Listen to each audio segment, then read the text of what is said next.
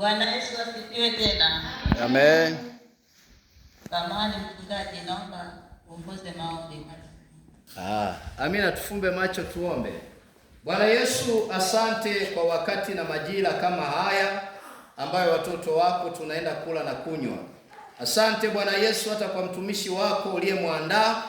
Bwana Yesu, umempanga vizuri naye amejipanga kutuhudumia. Yesu, nasi tumejipanga tuhudumiwe na wewe. Baba, ninaomba mpe ujasiri, mpe nguvu, mpe uweza na mamlaka ili auseme kila ambacho umekusudia. Kama ni kuonywa, kukemewa, Baba, kufundishwa, tuko tayari kusikia kutoka kwako. Baba, sifa na utukufu ni zako, na heshima na adhama ni vyako. Kwa utukufu wa jina la Yesu, Bwana, mtumie kama upendavyo, katika jina la Yesu. Amen.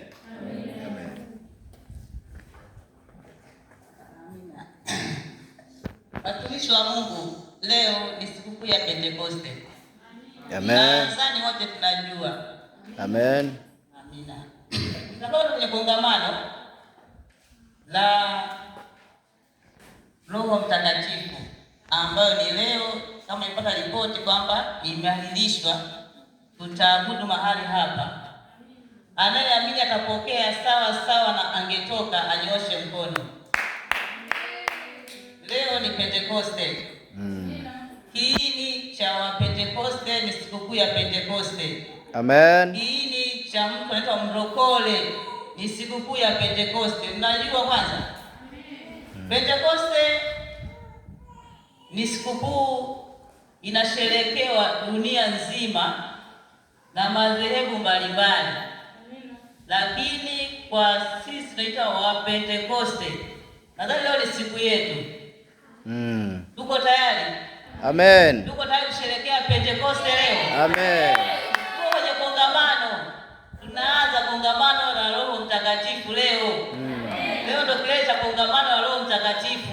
Amen. Kwa hiyo tuko kwenye kongamano. Atakaye shangaa siku imepita, mwakani tena ndio Roho Mtakatifu atahudumu kama siku ya Pentekoste. Kwa hiyo tukae tayari kwa ajili ya siku yetu wa Pentekoste. Watu walokole wanajifanyaga wanaongea visivyoeleweka, tukasema hapa vile visivyoeleweka. Ndio ilikuwa siku ya leo, vilishuka visivyoeleweka. Natamani leo kanisa zima, watoto, vijana, watu wazima, sisi wazee, tuongee visivyoeleweka. Mko tayari kupokea? Mko tayari kupokea? Tangu asubuhi mchungaji ameshaanza kufundisha kwa habari ya Roho Mtakatifu. Nikaanza kumwambia Mungu, sasa mbona anachukua ujumbe wangu? Lakini Roho Mtakatifu ni wa ajabu. Ana masomo mengi, tukiweka mwaka mzima, kila mmoja atasoma mstari ule ule. Lakini Roho atanena kwa utofauti wake. Amen. Karibuni tuweze kuwa pamoja na kila mmoja ajiandae kupokea, asijiandae kusikiliza. Na ikitokea saa ya kupiga kwamba kila mmoja atatamka, leo atatamka. Hujawahi kunena, anza kujisemea, leo nitanena kwa lugha. Amina. Amen. Karibuni tuwe wote pamoja. Asiwepo kusinzia. Mchungaji ameshaomba pia na nguvu. Wewe tujitahidi tusikilize na tuyatendee kazi katika siku yetu ya Pentekoste leo. Amina, watu wa Mungu. Amen. Itaanza na utangulizi wa somo letu ambao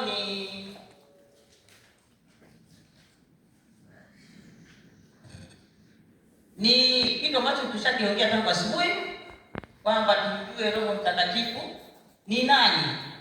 Yamezungumzwa, ana maana nyingi sana Roho Mtakatifu. Roho Mtakatifu ni nafsi, tumeona. Roho Mtakatifu ni Mungu wa kweli, tumeshaona. Pia Roho Mtakatifu ni msaidizi. Mimi nitaenda hapo, nitaanzia kwenye Roho Mtakatifu ni msaidizi.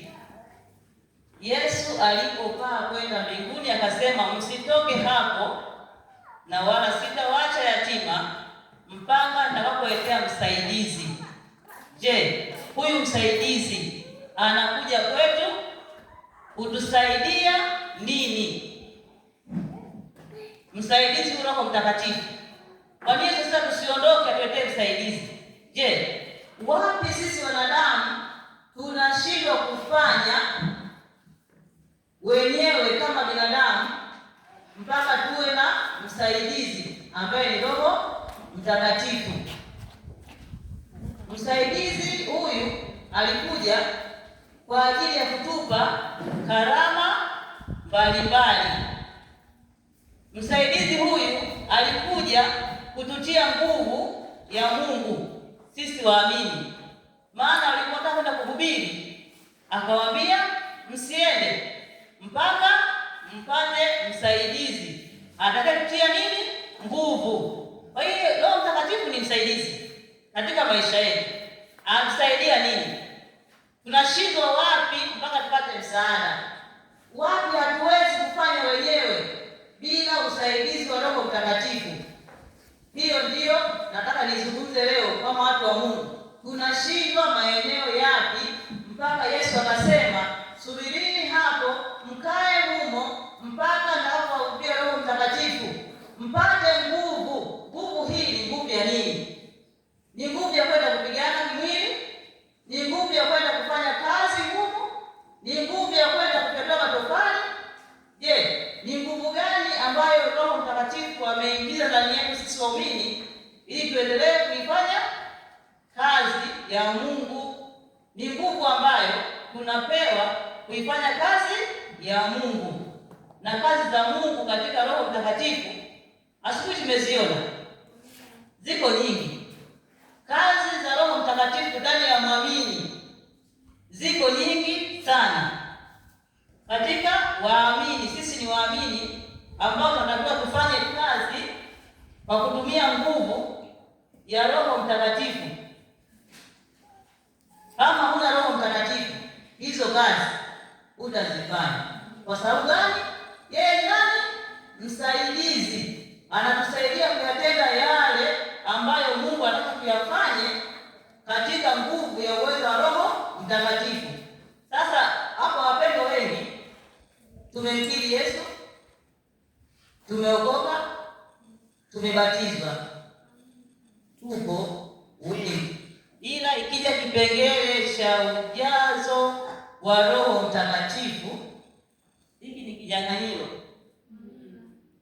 Ujazo wa Roho Mtakatifu ni kinyang'anyiro. Kama unaweza kujaza Roho Mtakatifu kwa uharaka zaidi, mshukuru Mungu, kwa sababu ina masharti mengi, ina vipengele vingi.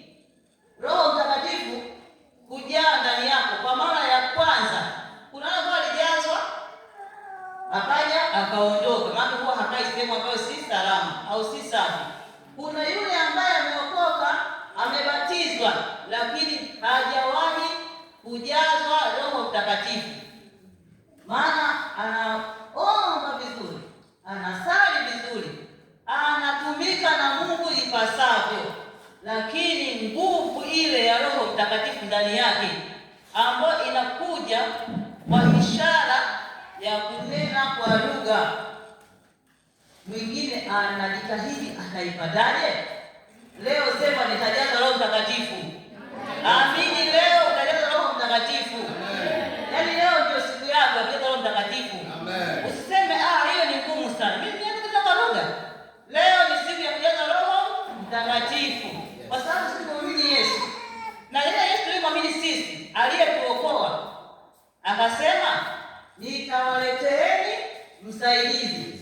Hatuletea sisi hapo ndio ndani ndio tumeletea huyo Roho. Kwa nini tusiwe naye? Je, hamuoni wivu kutokuwa na Roho Mtakatifu ndani yenu?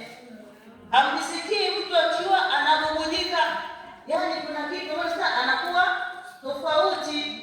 Na mimi nikiomba katika lugha yangu ya Kiswahili, ya Kilugha, ya Kiingereza, na ile anayeongea katika lugha ya rohoni.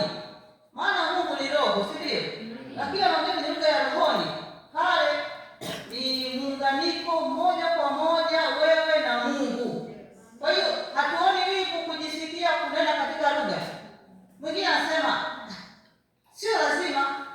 Ni kweli?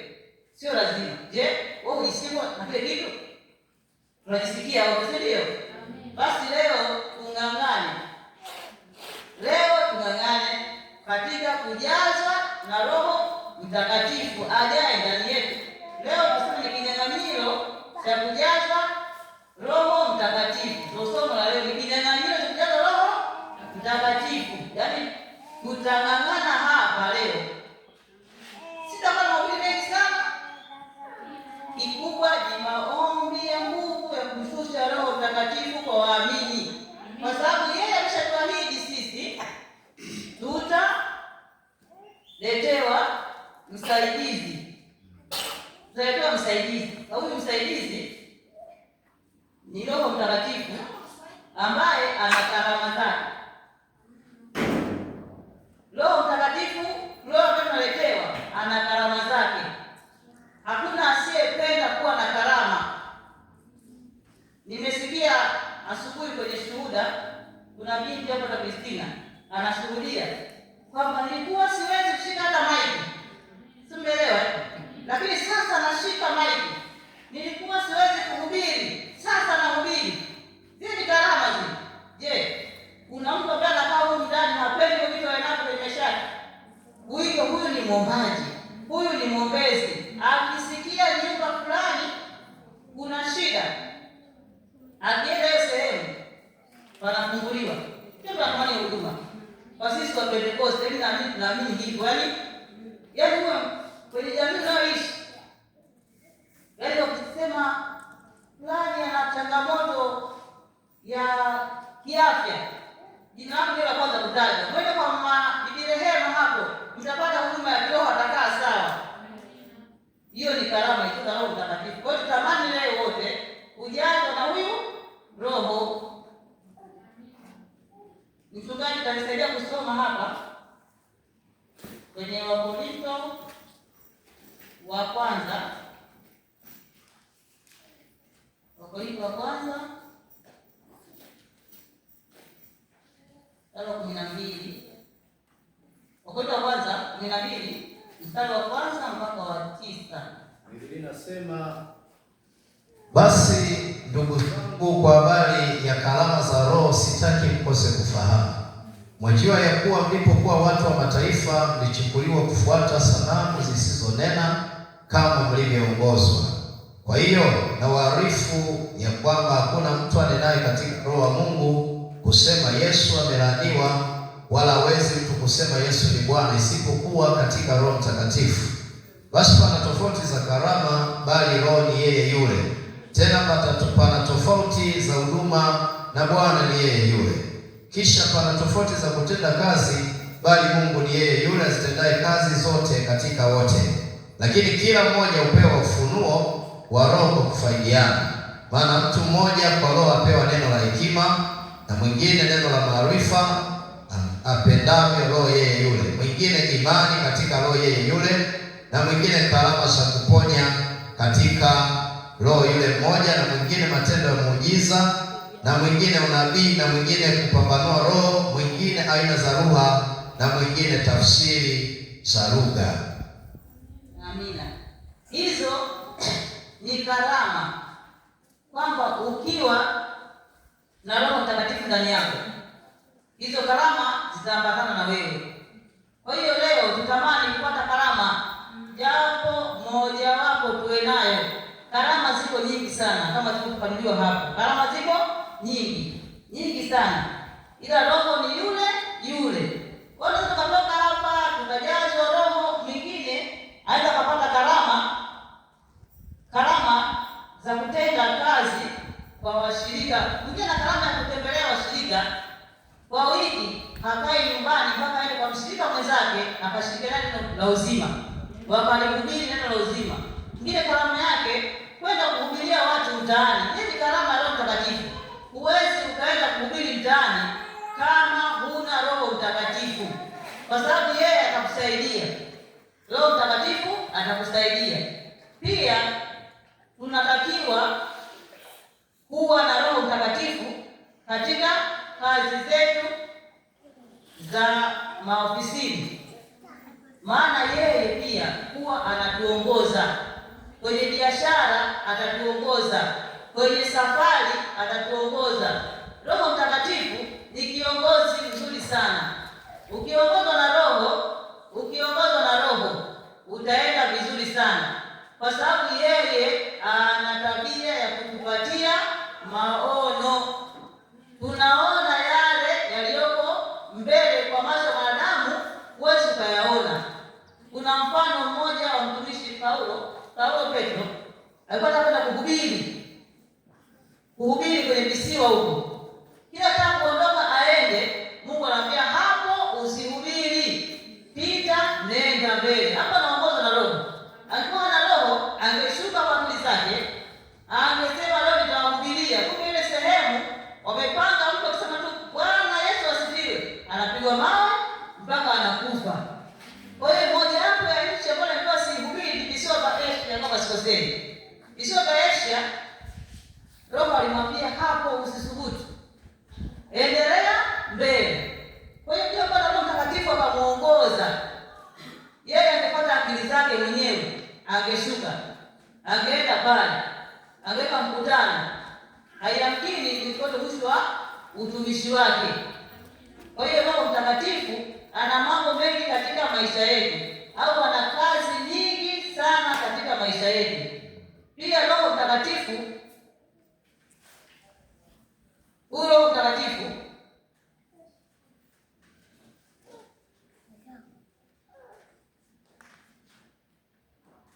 Mtakatifu anafanya kazi ya kushindisha au kushusha mwili katika tamaa ya dhambi. Tunapokuwa na Roho Mtakatifu, kitabu cha Galatia 3:3 wangapi ule? Wa Galatia kama sikosei, inasema kama sio 5:16. Wa Galatia. Nisomea wa Galatia kuanzia mstari wa 5 hadi 16.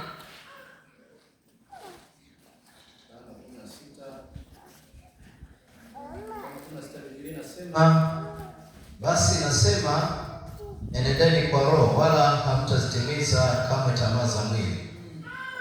Kwa sababu mwili utamani ukishindana na Roho, na Roho kushindana na mwili, kwa maana hizi zimepingana, hata mwezi kufanya mnayoyataka. Lakini mkiongozwa na Roho hampo chini ya sheria.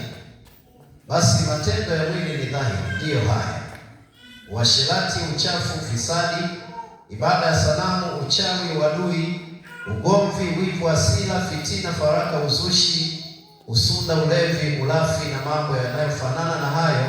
Katika hayo nawaambia mapema, kama nilivyokwisha kuambia, ya kwamba watu watendao mambo ya jinsi hiyo hawataurithi ufalme wa Mungu.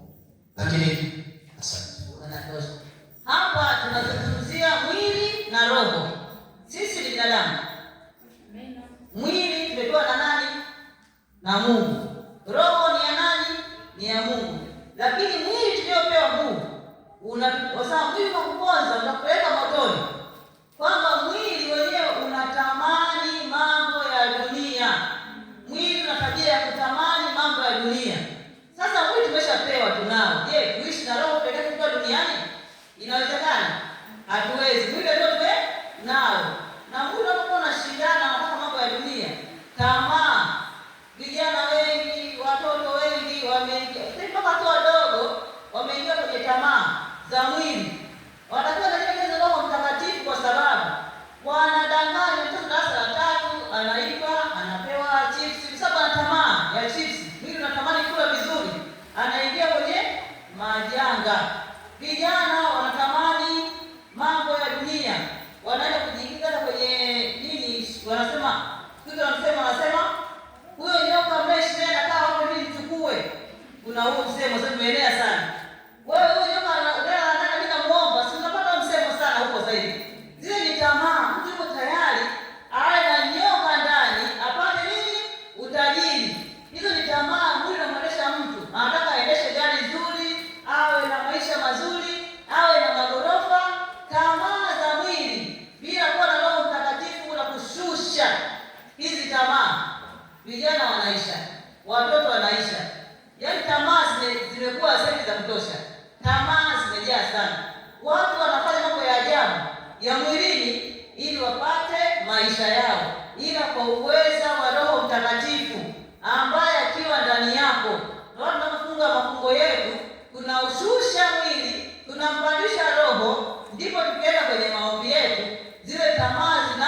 zinatoweka. Kwa hiyo tujitahidi kuwa na uwezo huu wa Roho Mtakatifu katika maisha yetu, ili tusishinde tamaa za mwili, maana kila roho kinashindana. Ila Roho akiwa ndani yako ukamtumia inapopaswa, hizi tamaa za mwili hataziingia. Kwa hiyo kila mtu umeokoka, unasali, lakini kama ndani yako huna Roho Mtakatifu, kuishinda dhambi ni kazi. Roho Mtakatifu anatushindia na hii dhambi.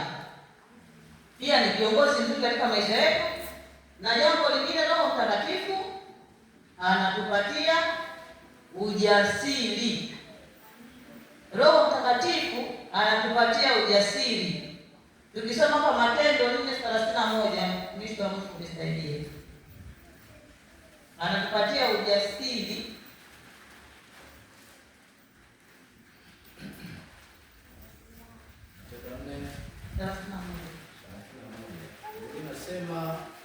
Hata walipokwisha kumwomba Mungu mahali pale walipokusanyika, pakatikiswa, wote wakajaa Roho Mtakatifu, wakanena neno la Mungu kwa ujasiri. Walikuwa wamekaa siku ya ujazo wa Roho Mtakatifu. Walipokuwa wananena, palijaa, pakatikisika, wakapata ujasiri. Ujasiri huu ni kwa kwenda kulihubiri neno la Mungu. Yaani kama huna Roho Mtakatifu, huwezi kupita njiani ukaweka spika yako ukaanza kusema neno la Mungu. Kama hujajiandaa nyumbani, ukafunga, ukaomba, ukajaza nguvu, ukatoka tu mwenyewe tu, umetoka huko na shughuli zako, sasa leo naenda kuhubiri mtaani. Hujaomba, hujafunga, hujajitakasa, hujajiweka sawa, ukaenda mtaani. Mtaani unaenda kuhubiri, kule kuna watu mbalimbali. Kuna watu wengine hawaogopi watumishi wa Mungu, hawaogopi jina la Yesu, kwanza wanalizarau wengine. Lakini wewe ukiwa na ujasiri ndani yako, unasema leo nitaenda kuhubiri sehemu fulani, umeshajifanya maandalio nyumbani kwako, unaweka spika hata hatua 3 kutoka msikitini huko hapo, unahubiri kwa ujasiri, na watu watasikia neno na watabadilika, kwa sababu huu ujasiri wa kulihubiri neno la Mungu sio ujasiri bila Roho Mtakatifu. Hauwezi. Hakuna jasiri wa kuhubiri hapo barabarani kwa wanahubiri hapo bila kuwa na nguvu ya Roho Mtakatifu. Huwezi kusimama popote ukamhubiri Yesu. Yaani ukamhubiri Yesu kama ndani yako na Roho Mtakatifu. Ukiwa una Roho Mtakatifu huwezi kumhubiri Yesu. Kwa sababu gani? Yeye mwenyewe alijua.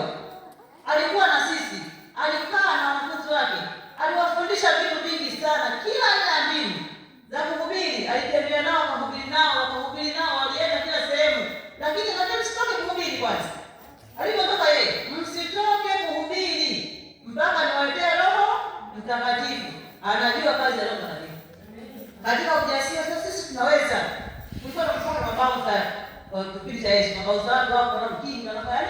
Wajasiri wana nguvu. Lakini kama mtu mdogo. Mpaka niwaletee Roho Mtakatifu. Wao vile kama Yesu yeye alisema hawa watu wangu hawawezi, mimi naondoka.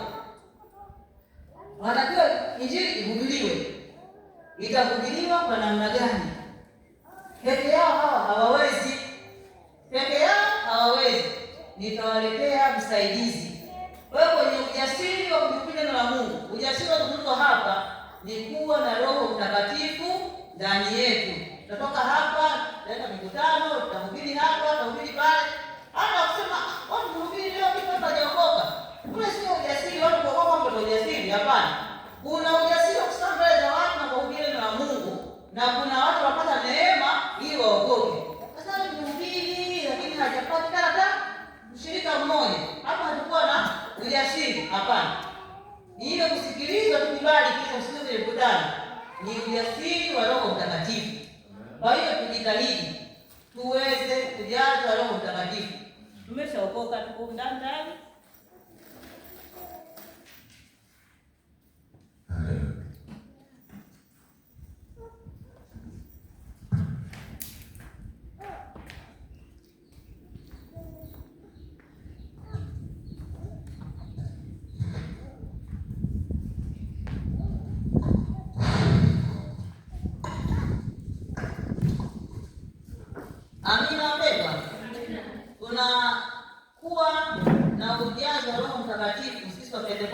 kwa ajili ya kuitenda kazi ya Mungu.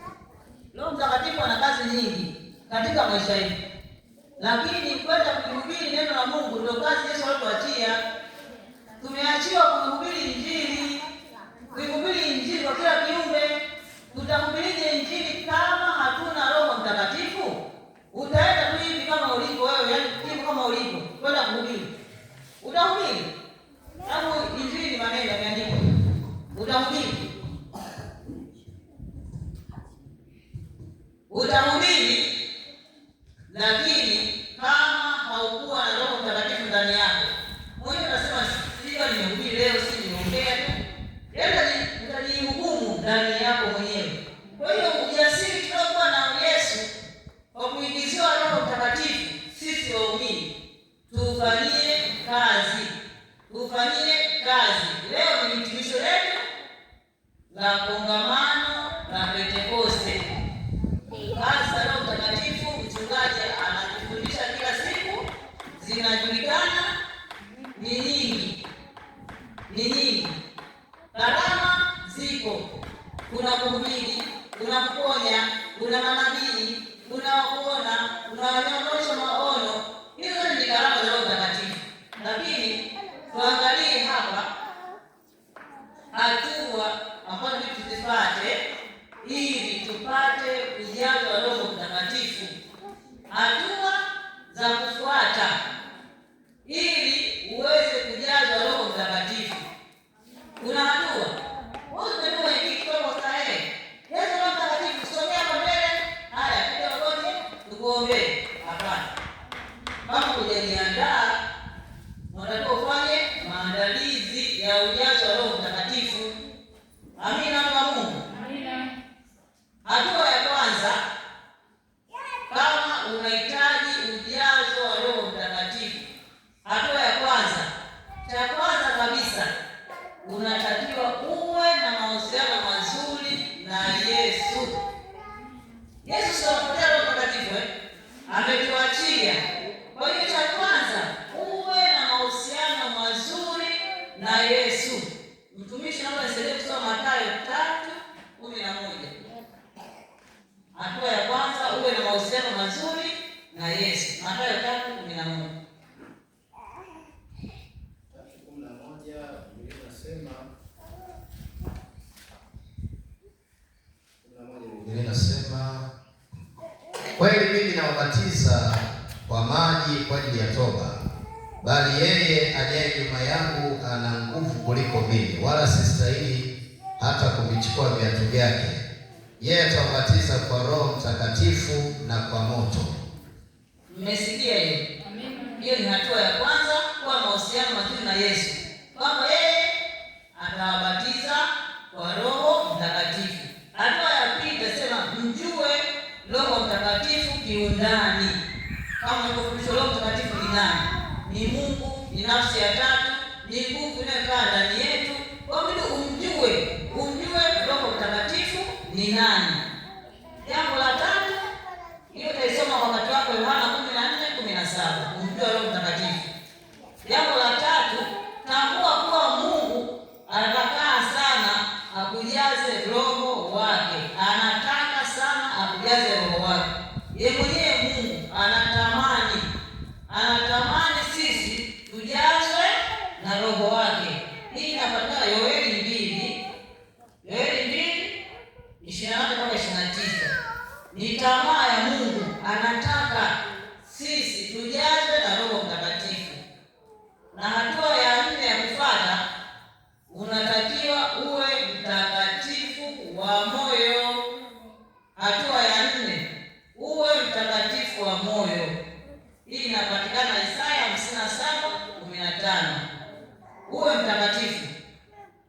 Utakatifu. Roho Mtakatifu anakaa sehemu tatu. Ndio maana ya utakatifu wa moyo. Sasa leo ni moyo safi, maana namuona Mungu. Muona Mungu ni kweli, anakuwa na Roho Mtakatifu ndani yetu. Hatua ya 5 nasema uwe na hamu au njaa ya kujazwa. Hapo tusomee hili neno Isaya 44:13. Isaya 44:13. Uwe na hamu au njaa ya kujazwa. Roho Mtakatifu. 44:13.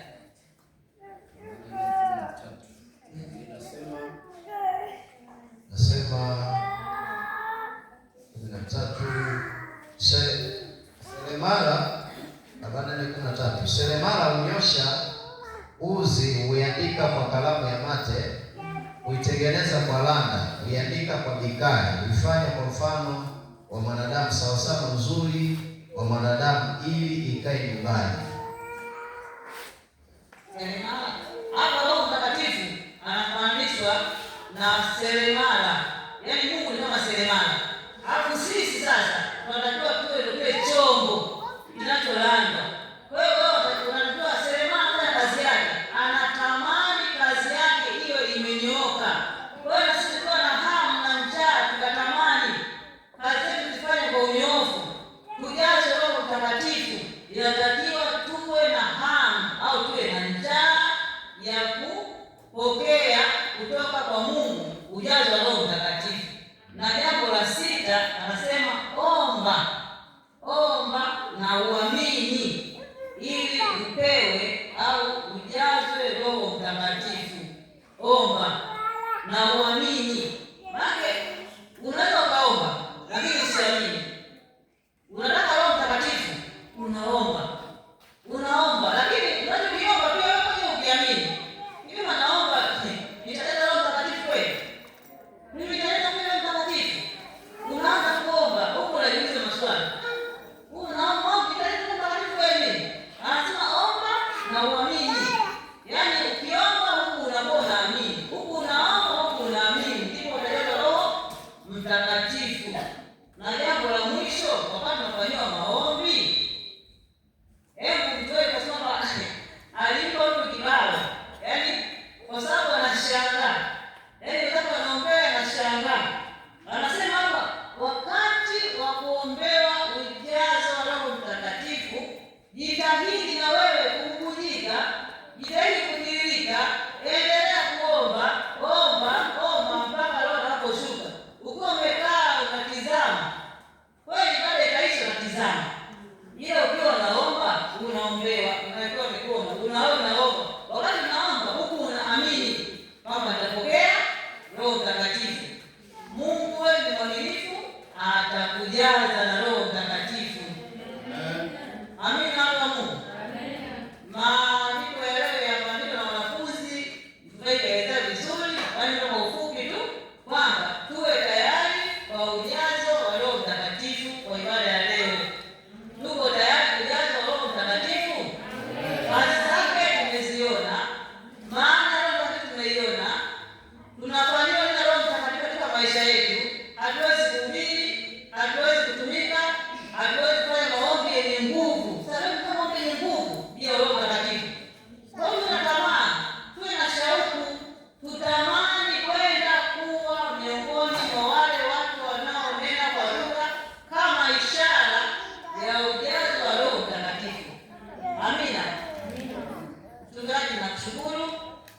Leo neno langu ni kufanya maombi kwa ajili ya ujazo wa Roho Mtakatifu. Nataka watu wajaze Roho Mtakatifu. Maombi zaidi, neno lilikuwa kidogo sana leo. Asante.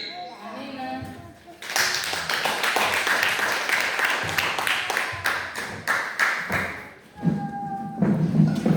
Tuongeze tena makofi.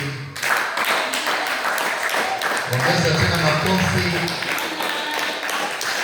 Makofi ya Unataka kujazwa Roho Mtakatifu, piga makofi. tena.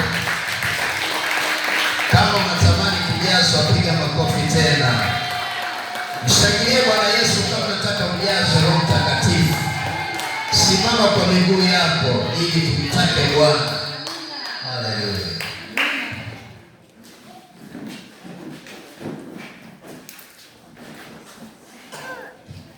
Haya. Tupite mbele watu wote, kanisa zima tupite mbele. Ujazo wa Roho Mtakatifu, kuna kujaza Roho Mtakatifu na kupokea. Kama ulipokea, Tunajaza tena mpaka kufurika. ujazo ukifurika, endelee.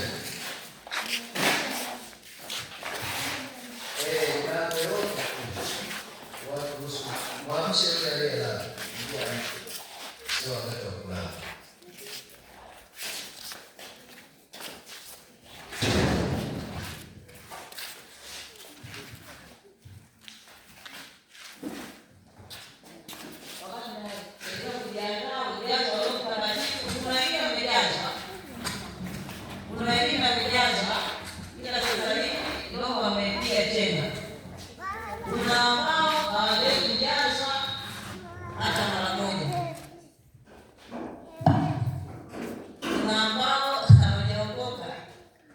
Wapite kwanza tuombe sala ya toba, ndipo Roho Mtakatifu atashuka.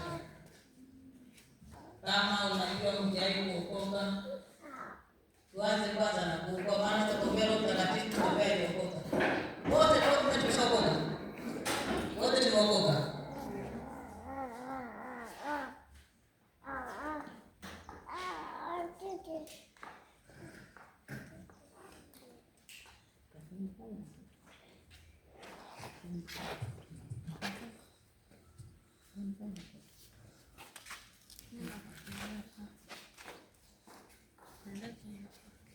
Chunguza, unichunguze, Bwana Yesu nakuomba, unichunguze, chunguza Bwana, chunguza, unichunguze, Bwana Yesu nakuomba, unichunguze.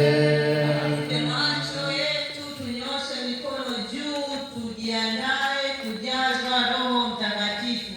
Leo mahubiri yameshahubiriwa asubuhi, ni wakati wa ujazo wa Roho Mtakatifu. Fumba macho yako, nyoosha mikono juu, ishara ya kusalenda mbele za Mungu na kumwambia Mungu, tuko mbele zako leo, utuchunguze ni wapi ambapo hatujakaa sawasawa mpaka Roho Mtakatifu anashinda kujaa ndani yetu. Tunajichunguza muda huu kwa ajili ya kumwita Bwana kutoka mbinguni ashushe, atikise mahali hapa. Watikisike leo. Leo nataka tutikisike mahali hapa. Tunene kwa lugha mpya ambayo ni nguvu pekee.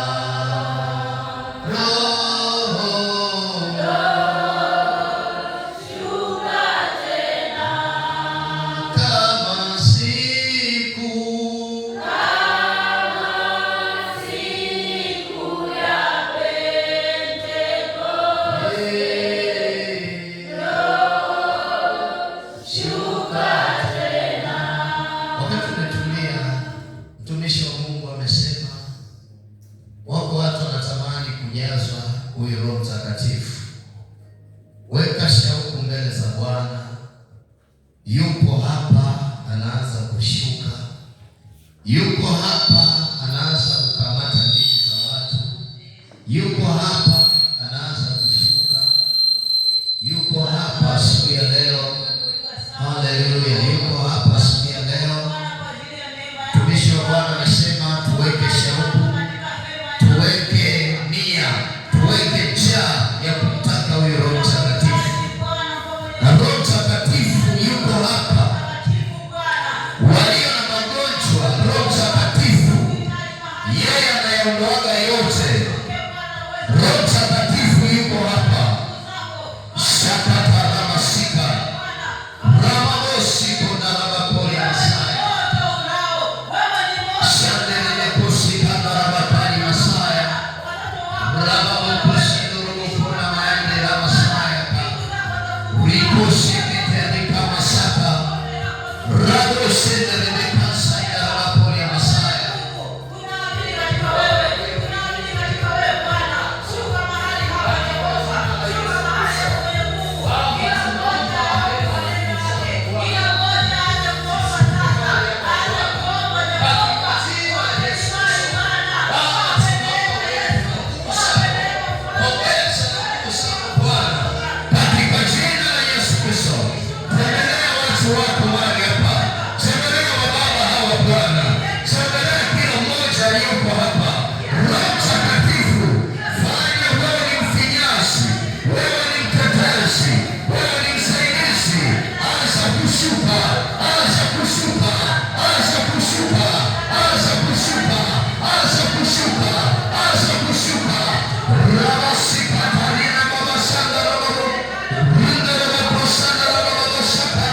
Break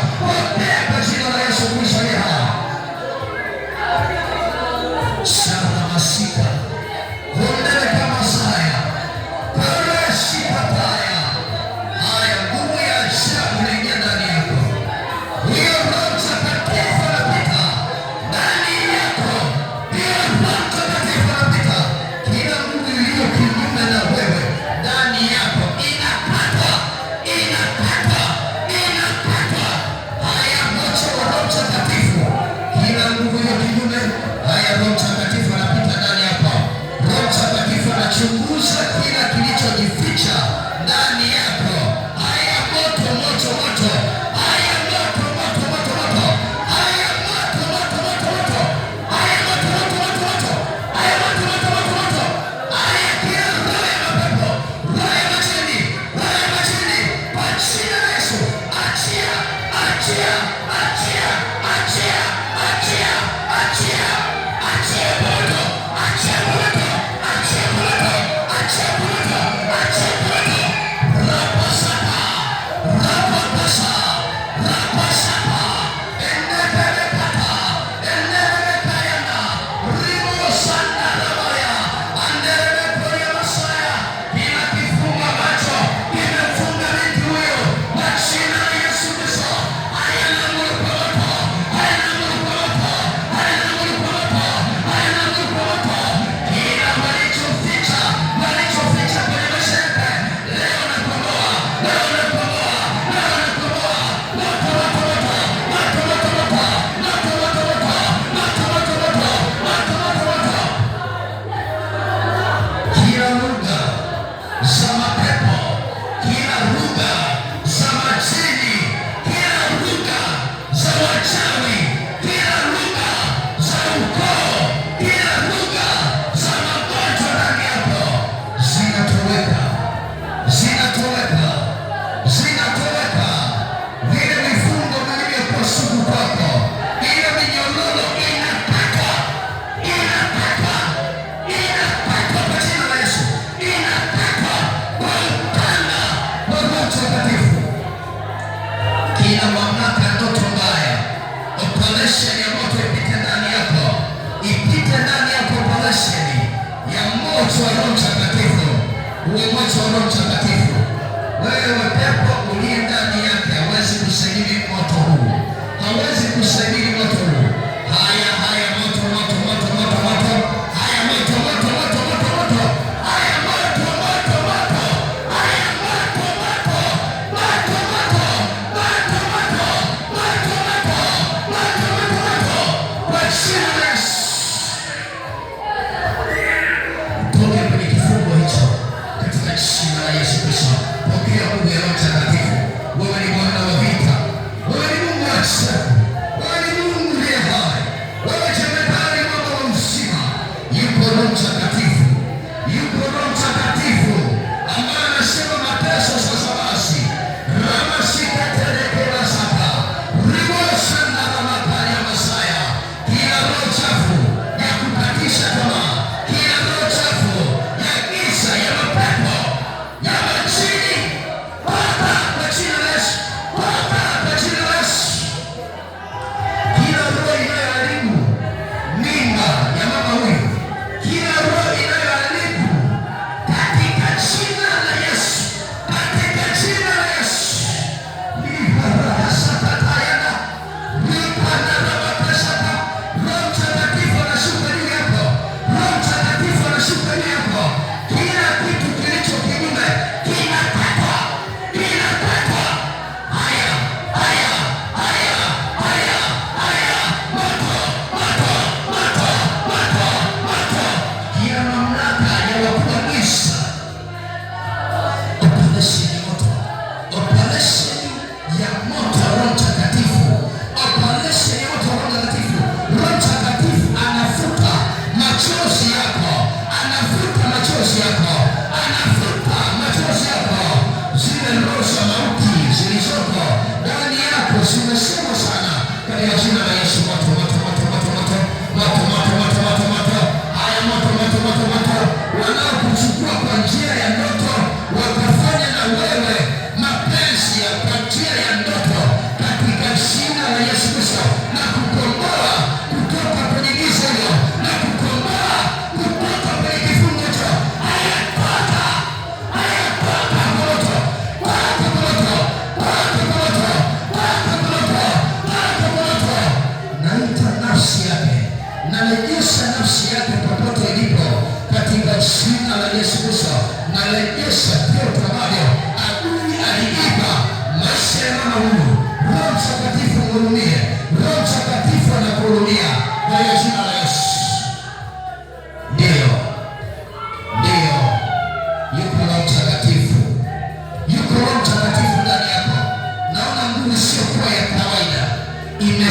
kuanzia utosi wa kichwa, inabadilisha mawazo yako. Hiyo nguvu ya Roho Mtakatifu imekuja kukutia nguvu, kukuwezesha kuwa mtu mpya.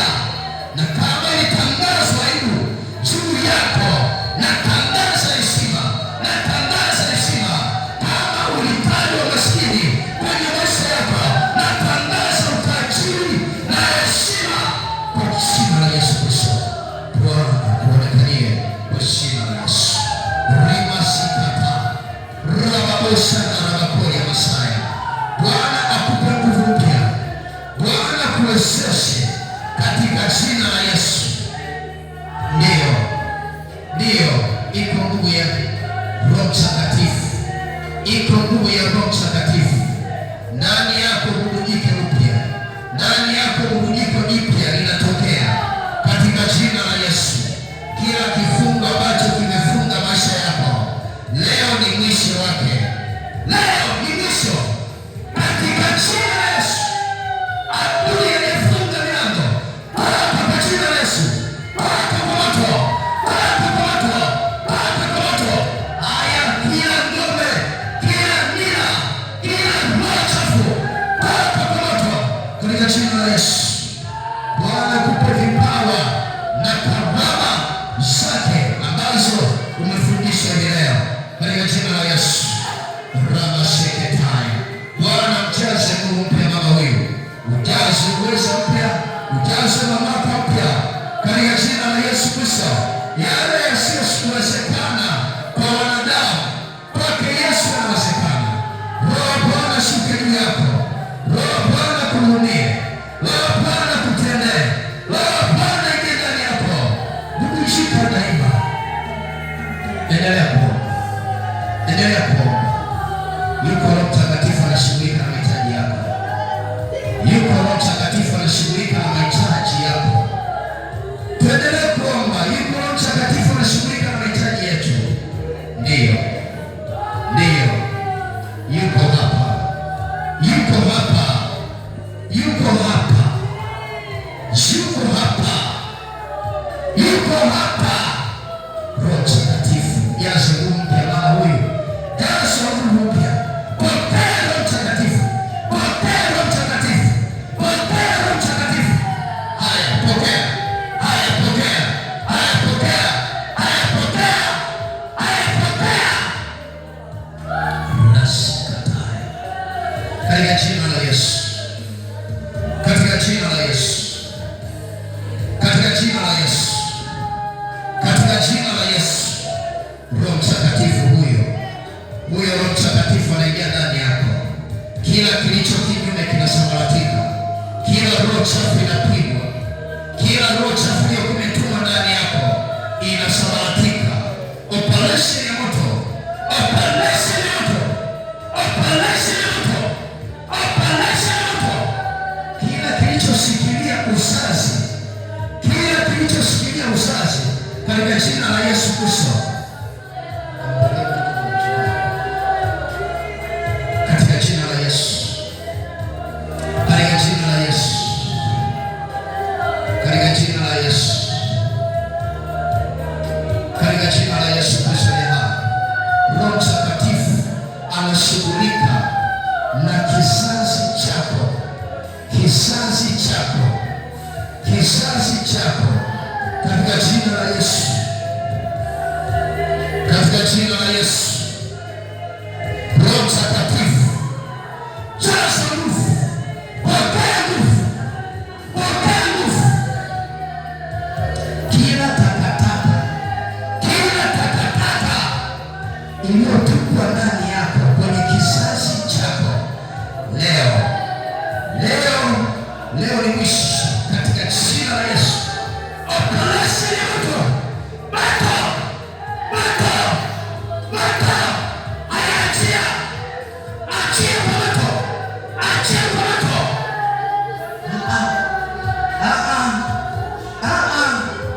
Rejesha uzazi, rejesha kizazi chake katika jina la Yesu. Haya, moto, moto, moto, moto, moto, moto, moto, moto, moto, moto, moto, moto.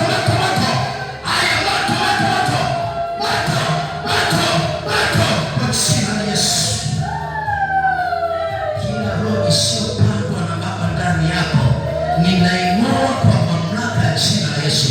Ninang'oa kwa upanga wa Roho Mtakatifu. Haya pepo ulioko ndani yake, ulioko umeshikilia kizazi chake, haya moto, moto, moto, moto, moto, moto, moto, moto, moto, moto, moto, kwa jina la Yesu. Kila agano lililowekwa kwenye kitovu chake, operation ya moto inapita, operation ya moto inapita, operation ya moto inatembea. Kila kilichofichwa kwenye kitovu, maagano yoyote yale ya kwamba hata kiolewa hatapata mtoto, funga macho, hatapata mtoto, nguvu ya Roho Mtakatifu, nguvu ya Roho Mtakatifu. Mmejificha kwa muda mrefu, leo ni mwisho wenu. Haya, piga kelele na uweke kwa moto wa Roho Mtakatifu. Piga kelele, aja kwa moto, aja kwa moto, aja kwa moto. Haya, haya, haya, kila kilichopandwa ndani yako kinateketea, kinateketea, kinateketea katika jina la Yesu Kristo. Kila mamlaka na nguvu za giza katika jina la Yesu Kristo. Roho Mtakatifu, shughulika. Roho Mtakatifu, shughulika. Roho Mtakatifu, shughulika katika jina la Yesu, katika jina la Yesu. Bwana, wewe ni nguvu ya ajabu. Haya, kijana huyu na mlecha mbele zako Baba, ninaomba kipawa cha Roho Mtakatifu, nguvu zako, mamlaka yako, mvike uwezo mpya, mvike nguvu mpya. Haya, nguvu ya Roho Mtakatifu, nguvu ya Roho Mtakatifu. Haya, katika jina la Yesu, pokea nguvu ya Roho Mtakatifu katika jina la Yesu Kristo, katika jina la Yesu Kristo. Haya, nguvu ya Roho Mtakatifu ipite ndani yako, nguvu ya Roho Mtakatifu ipite ndani yako katika jina la Yesu. Pokea bubujiko, pokea nguvu, pokea nguvu, pokea mamlaka katika jina la Yesu. Naona roho yako inauishwa, naona huduma yako inauishwa, inafanya upya, nafsi yako inafanya upya. Nguvu za Roho Mtakatifu zinaingia ndani yako, nguvu za Roho Mtakatifu zinaingia ndani yako. Kila roho chafu ambayo ingeendelea kusambaa ndani yako ili kuharibu hatima ya huduma yako katika jina la Yesu. Haya, haya, haya, haya, hiyo nguvu, hiyo nguvu, hiyo nguvu, hiyo nguvu ya Roho Mtakatifu. Haya, katika jina la Yesu, pokea. Haya, pokea, pokea. Haya, pokea, pokea. Haya, pokea, pokea. Haya, pokea, pokea. Pokea nguvu za Roho Mtakatifu katika jina la Yesu. Endelea kuomba katika jina la Yesu. Roho Mtakatifu, pokea nguvu za Roho Mtakatifu katika jina la Yesu. Bwana, kupe ujazo mpya, Bwana kupe ujazo mpya, Bwana kuonekanie. Ramaseketerika busanga rabasakata rapakokoshekaterika mamasaka likaramasanga rabakosikataya rapokoshakatirika makanda rabakaria.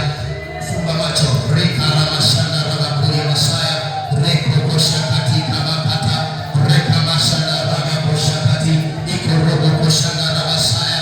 Yale yaliyoshindikana kwa akili zako, Roho Mtakatifu yuko ndani yako, anafanya urejesho, anafanya urejesho katika jina la Yesu. Tukasikia habari njema kutoka kwako, na tena zisikawie, na tena zisiwe mbali. Tusikie habari njema sasa. Roho Mtakatifu akurumie, Roho Mtakatifu akae ndani yako. Rekamasaka rabasaka, rekamasaka rabasaka. Kila kilichoshikilia, kila kilichoshikilia kwa jina la Yesu Kristo, nataka kwa moto, nataka kwa upanga wa Roho Mtakatifu, taka kwa jina la Yesu, taka kwa jina la Yesu. Vifungo vyote, vifungo vyote, teketea kwa moto, teketea kwa moto, teketea kwa moto wa Roho Mtakatifu. Bwana amesikia hitaji lako.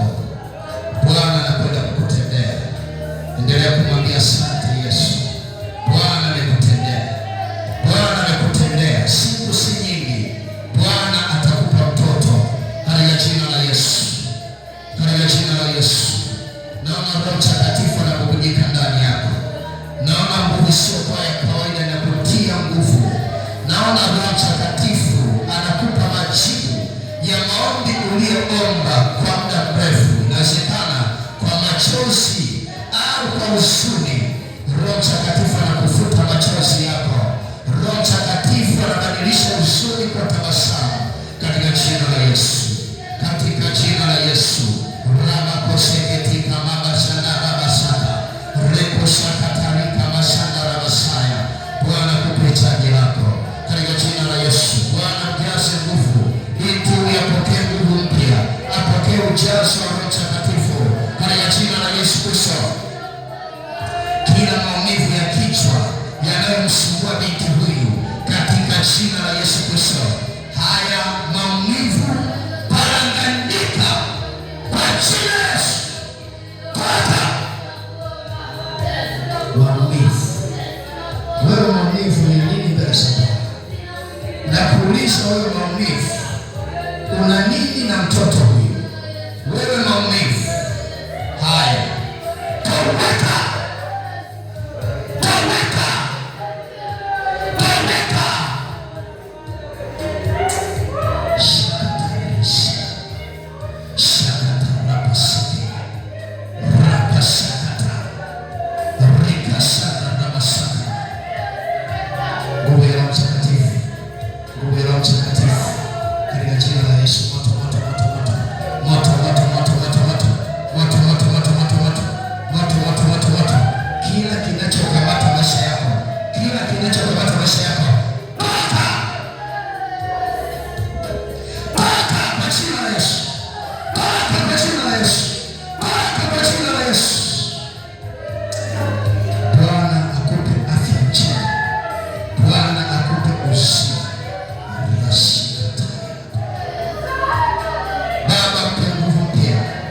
Kijana huyu namleta mikononi mwako. Roho Mtakatifu, mjaze nguvu mpya, mpe uwezo, mpe mamlaka. Rama kosike kataya, redesha kuelegekosha, entorolekosha katarika babaya, ribosha ndarabasaya. Pokea nguvu, pokea uwezo, jaza nguvu, jaza nguvu, jaza nguvu, jaza nguvu. Roho Mtakatifu anakuhurumia. Roho Mtakatifu anaingia ndani yako. Roho Mtakatifu anasafisha kila uchafu. Magonjwa yoyote yaliyoagana na wazee, maagano ya ukoo, maagano ya mababu, maagano ya kifamilia, yote nakata kwa jina la Yesu. Bwana akuhurumie. Bwana akupe afya njema. Penzi ufanikiwe katika mambo yako yote kwa jina la Yesu Kristo. Pokea nguvu mpya kwa uwezo wa Bwana katika jina la Yesu.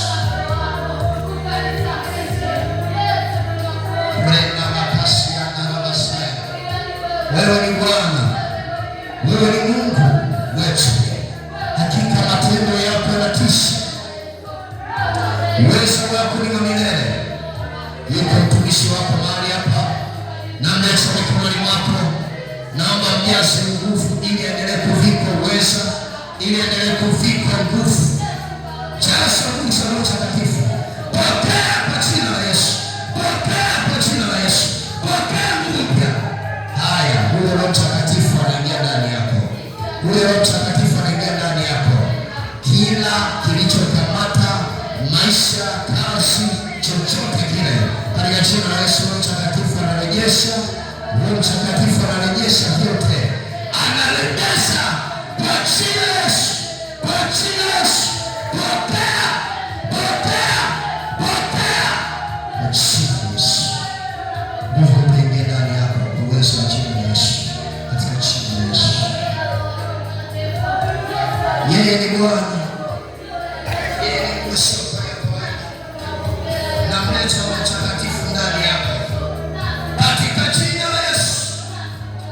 Jaza nguvu, pokea nguvu, pokea nguvu, pokea nguvu, pokea ujazo.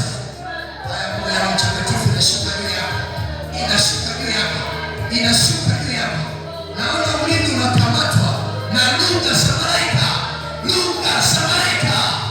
Rapa sakata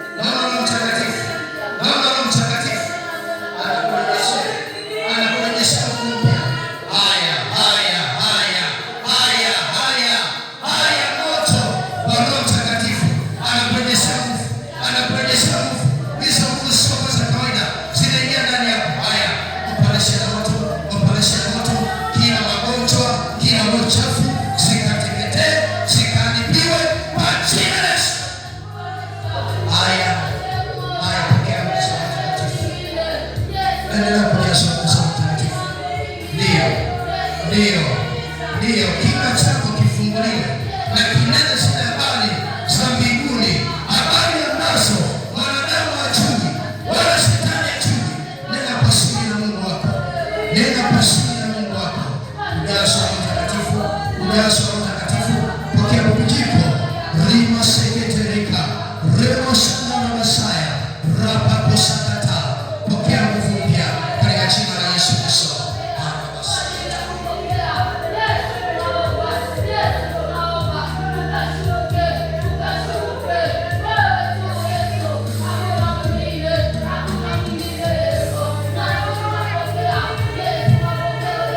Nyosha mikono yako juu. Uko hapa unasema mchungaji,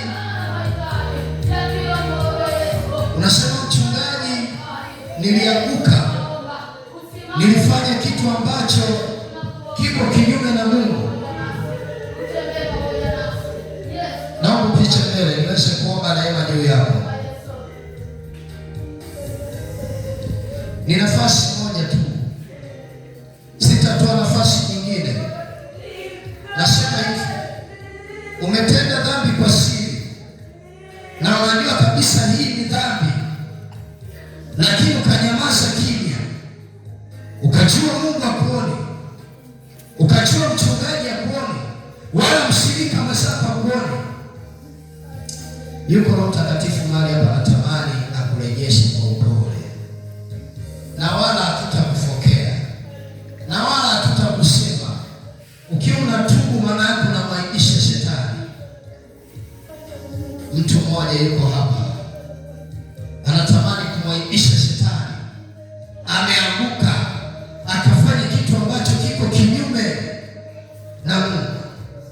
Pita mbele ili niweze kuomba rehema juu yako, na Bwana atakuhurumia, na Bwana atakurehemu, Bwana atakusamehe, atakusafisha makosa yako, wala hatakuacha uendelee kuhukumiwa ndani yako, na mwingine unaendelea kuhukumiwa huko.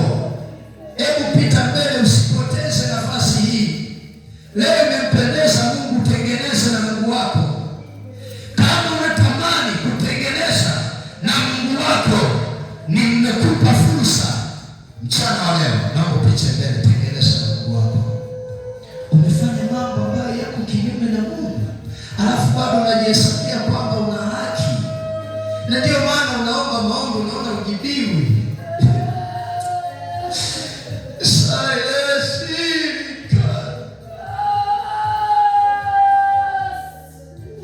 Nasema mchungaji, naomba maombi sijibiwi kwa sababu umetenda dhambi. Ukitenda dhambi, Mungu anakaa mbali na wewe, unajificha na uso wako. Naomba kama umetenda dhambi, umefanya dhambi, umefanya kitu ambacho kiko kinyume na Mungu, na mpite mbele nikuongoze maombi ya rehema mbele za Bwana.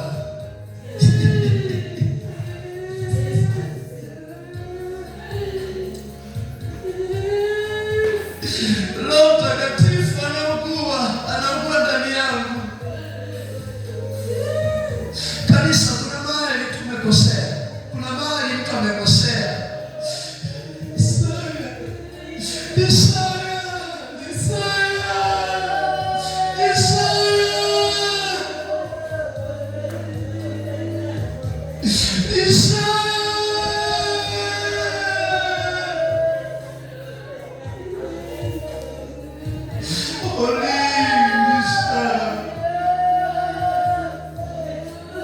Bwana nataka tengeneze na mtu mmoja mahali hapa ambaye amekosea, ameenda kinyume na mbele za Mungu.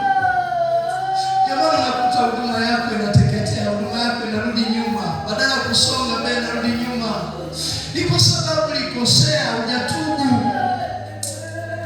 Neno la Mungu linasema kwenye Ufunuo 3:19, anasema ni wapendao na waone anaporudi, na wakemea anaporudi. Leo ni siku ya kurudiwa kwako. Leo ni siku ya kurudiwa kwako. Umetenda dhambi nyingi kwa siri, ukidhani Mungu haoni. Leo amekuona, anatamani tengeneze naye.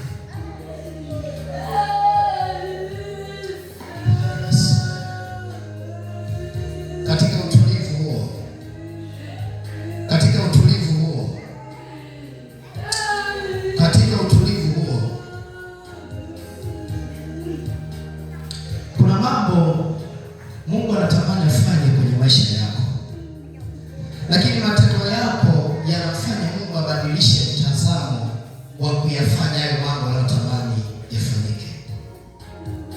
Leo tengeneza na Mungu. Anayesikia kwamba hukumu ndani yangu na ni hukumu, nimemfanya Mungu dhambi, ni saa ya kutengeneza na Mungu. Ni saa ya kutengeneza na Mungu. Naona watu wako hapa wanafunguliwa, wanahurumiwa. Naona hapa walionyenyekea wanahurumiwa. Mungu anataka unyenyekee. Useme niko hapa natamani kufinyangwa. Useme niko hapa natamani nifanye upya. Nimefanya mambo mengi kwa mazoea. Inawezekana unakuja ibadani kwa mazoea, kwa sababu ni Jumapili unakuja kwa mazoea. Mungu hapendi hivyo. Roho Mtakatifu, Roho Mtakatifu, Roho Mtakatifu, Roho Mtakatifu, Roho Mtakatifu anawahurumia watu hapa. Roho Mtakatifu anawahurumia watu wake. Yuko hapa, yuko hapa, yuko hapa. Yes, yes. Kuna watu wanahurumiwa. Kuna watu wanasikia hukumu ndani yao. Wewe kama unaona unasikia hukumu na Mungu alishakuhukumu na ukaona bora mradi tuendelee tu, Mungu anakurejesha. Anakurejesha ndani yako. Alikuita kwa sauti ya upole sana. Na inawezekana tarehe 24 mwezi wa 5 alipanga utengeneze na Mungu. Utengeneze na Mungu. Yuko hapa. Yuko hapa. Haleluya. Haleluya. Nyosha mikono yako miwili. Nende niombe mbele za Mungu rehema. Sema, ee Bwana Yesu. Ee Bwana Yesu. Mimi ni mwenye dhambi. Nimekukosea. Na natambua kwamba nimekosa. Nimefanya kinyume na neno lako. Ee Bwana, naomba nisafishe. Naomba nisamehe. Nisamehe mimi. Ni mtumishi wako. Ni mtumishi wako. Niende kwa nani zaidi yako wewe Bwana? Naomba rehema zako zisikome kwangu. Nirehemu ee Bwana. Nisamehe ee Bwana. Nisamehe ee Bwana. Mwambie Bwana nisamehe. Nirehemu. Nilikosea. Narudi mbele zako. Narudi mbele zako. Mwambie narudi mbele zako Yesu. Kila mmoja aombe rehema mbele za Bwana. Unajua wewe mwenye ulichofanya. Unajua mwenye ulichofanya. Wengine mmeteta wachungaji. Wengine mmewasema vibaya washirika wenzenu. Wengine mmefanya uzinzi. Wengine mmefanya uasherati. Tengenezeni na Mungu. Tengenezeni na Mungu hivi leo. Tengenezeni na Mungu leo. Pazeni sauti zenu. Ni saa ya kutengeneza na Mungu wako. Ni saa ya kutengeneza na Mungu wako. Na utakapoomba rehema, iko nguvu itakutembelea. Utasamehewa makosa yako. Utakuwa huru tena. Hautakuwa mfungwa tena. Nguvu ya Roho Mtakatifu inagusa kila mmoja. Inagusa kila mmoja. Inagusa kila mmoja. Inagusa kila mmoja. Rama seketerika pasakata. Rika rama shana rama shaka. Riko robo shakata ya Masaya. Riko shana rama kore ya Masaya. Nguvu ya Roho Mtakatifu inawarehemu watu wake. Inawarehemu watu wake. Hiyo nguvu iko ndani yako. Hiyo nguvu iko hapa.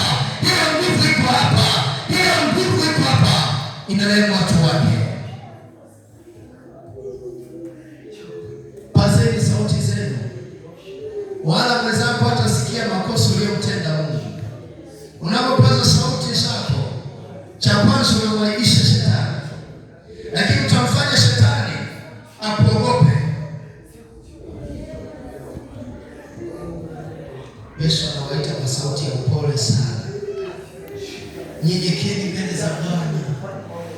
Nyenyekeni mbele za Bwana. Watumishi wa Mungu, Yesu sio wa kuchezewa. Watumishi wa Bwana, Yesu sio wa bla bla wa kutenda dhambi tunapoingia kanisani. Yesu sio wa hivyo. Yesu anahitaji watu walio safi. Yesu anahitaji watu waliojitakasa.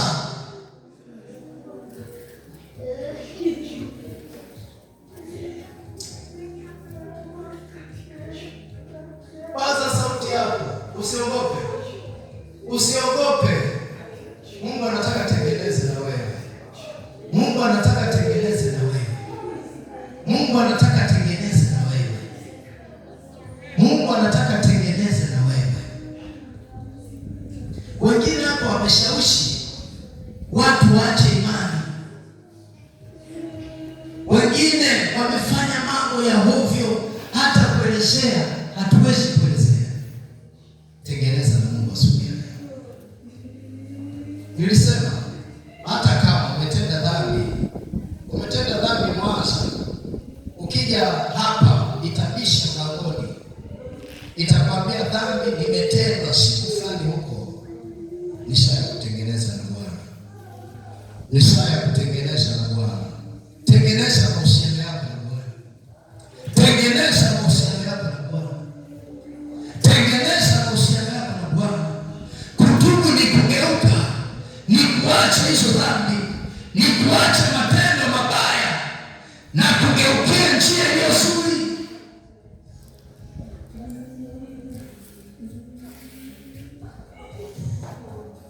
Paza sauti yako. Sema, ee Bwana Yesu, ninaomba unisamehe kabisa. Usikumbuke kabisa makosa yangu, dhambi zangu nilizokutenda kwa kujua ama kwa kutokujua. Nifanye kuwa mtoto wako tena. Nitumie upendavyo. Karama na vipawa ziendelee kwa ndani yangu. Ee Bwana Yesu, endelea kuwa pamoja na mimi. Niepushe na macho yanayonipeleka kutenda dhambi. Niepushe na mikono inayonifanya nishike vitu vichafu ambavyo havifai mbele zako. Ee Bwana Yesu, ee Bwana Yesu, nisaidie hata kinywa changu kisitamke maneno mabaya, wala matusi, wala hila, wala kusengenya, wala uongo. Ee Yesu, nisaidie. Naomba badiliko kutoka ndani. Naomba badiliko kutoka ndani. Nyamaza. Bwana Yesu, ninakushukuru kwa ajili ya watumishi wako hawa ambao wamekuja kwa unyenyekevu mkubwa ili kuomba rehema. Nami mtumishi wako kwa ajili yao ambao wamepita mahali hapa mbele zako, ninaomba Bwana uwasamehe, wafutie makosa yote, hati za mashitaka ambazo shetani angeweza kuwashtaki mbele zako. Wasamehe, wasamehe, warehemu, warehemu, warehemu Bwana, warehemu Bwana, wasamehe kabisa. Naona roho ya rehema inaingia ndani yako, inaingia ndani yako. Wengine walitoa mimba, wengine walishawishi watu watoe mimba, walifanya mauaji, wengine wamefanya uzinzi, wamefanya uasherati. Roho Mtakatifu anakuwa hapo, lakini Bwana siku ya leo amewasamehe, amewarehemu, amewasamehe makosa yenu, amewatakasa siku ya leo. Mwambie Yesu asante. Endelea kumwambia Yesu asante. Paza sauti zako, mwambie Yesu asante. Paza sauti yako, mwambie Yesu asante. Mwambie Yesu asante kwa kunitakasa. Mwambie asante Yesu kwa kunirehemu.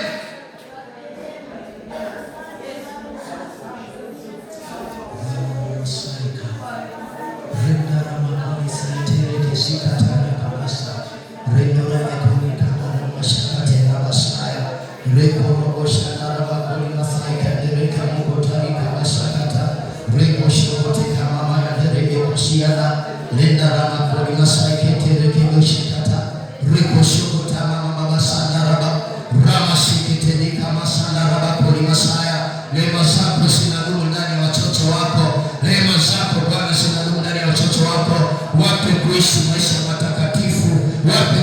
maisha ya ukamilifu, wape kuishi maisha ya kujitunza, wape kuishi maisha ya kukupendeza wewe, wape maisha ya kukucha wewe, wape maisha ya kukuogopa wewe. Bwana, wasaidie watoto wako katika jina la Baba, Mwana na Roho Mtakatifu.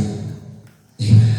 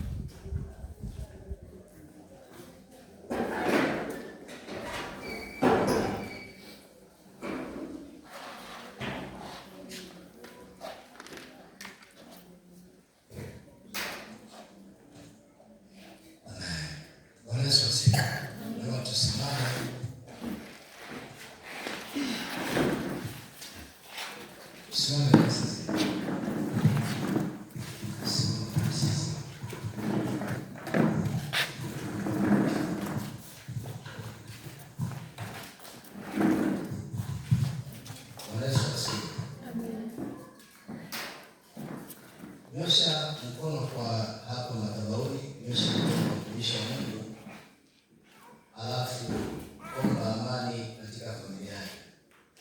Sawa? Omba amani katika familia yake.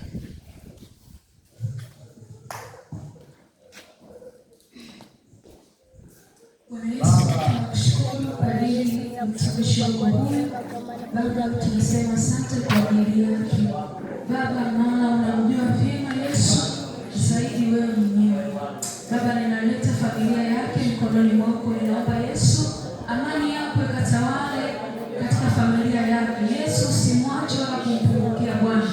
Yesu, ninaomba neema yako na uweza wako na amani yako ya kweli ikatamalaki katika familia yake Bwana. Na ila adui wa shetani Yesu akutawanyisha familia yake, tunamkataa kumkemea kwa jina la Yesu na nafasi tena. Ninaomba Yesu mrejeshie amani ndani ya moyo wake na uweza wako ndani ya familia yake Bwana. Yesu katendea na kumwonekania kwa jina lako Bwana. Tunamwacha mikononi mwako kwa kuwa Mungu wewe unatoa amani iliyo ya kweli katika jina la Yesu. Naomba kushukuru. Amen.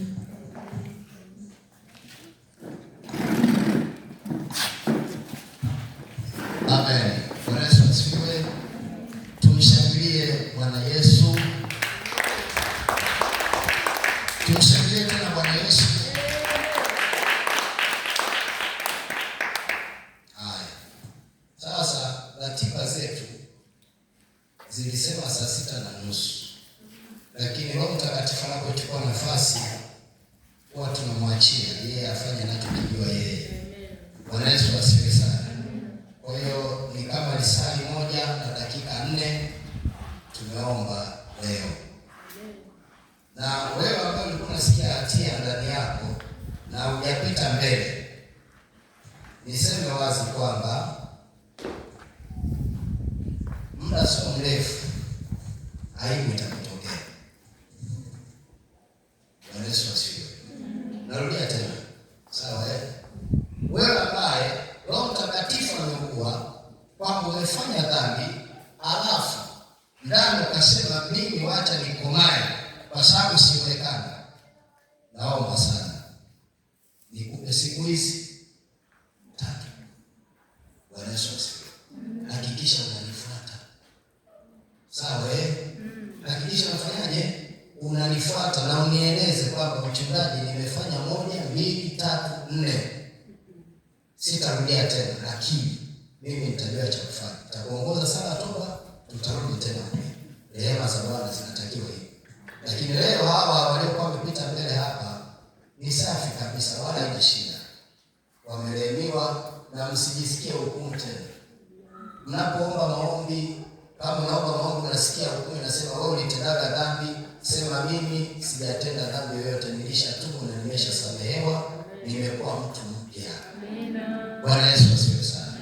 Haleluya. Haleluya. Wangapi wamefurahia ibada ya leo? Mpigie Yesu.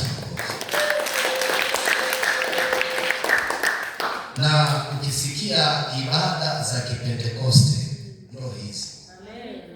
Ibada za Kipentekoste sio zile tukipanga kwamba tuanze saa 1 tunamaliza saa 5, lazima tumalize saa 5. Zile ni ibada za wapagani, sio za Pentekoste.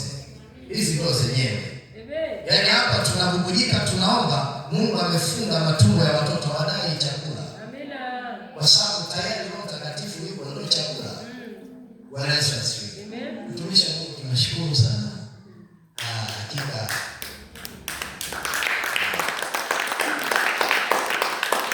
Hakika Bwana amefanya na watu wamejazwa nguvu za Roho Mtakatifu. Nimeona kwa macho yangu, wengine bado wana mioyo migumu kwamba Roho Mtakatifu anatokea wapi.